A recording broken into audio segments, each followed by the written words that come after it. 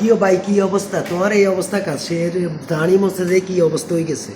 দায় মশো হয়ে গেছি ভাই সেলুন দোকানে গেছি আজ 2 দিন হুম সাবার সিরিয়াল নেই আচ্ছা বুঝলেন তো এরপরে যদি প্রবাসীকে কি আসেনি অটোমেটিক আপনি কাজ করতে হইব হুম আপনি কাজ করবেন উমানের কাছে ভালো আসবেন কাজ করতেন না একটা কাজ যাব নগর তো তো কিরম ভাই প্রবাসীকে কোনো ঈদও নেই স্নানও নেই আর সেলুন দোকানে গেছে আজ 3 দিনের সিরিয়াল নেই এগুলো লোক কথা কইতে রাজি না আচ্ছা বুঝলেন আর দিন তো বলাই চালাইতো কাস্টমার বেশি গেছে এগুলো বলাইও না চালাইও না জানেন দাম মধ্যে কি অবস্থা হয়েছে তো আজকে ঈদের দিন আজকে বাড়িতে কথা কওনো বাড়িতে কথাবার্তা বলতে ঈদের দিন তো বাড়িতে কেন কথাবার্তা কম ওলা চা বা কোনকার লোক কথা কম এই অবস্থায় দেখলে কইব আরো কান্নাকাটি করবো সমস্যা কি তো ইয়ালে কি মানুষের বাড়িতে কথা কইতে এনে বয়স দিয়ে কথা কইছি কি অবস্থা ভালো আছে নাকি আমার লোক কথা কইছি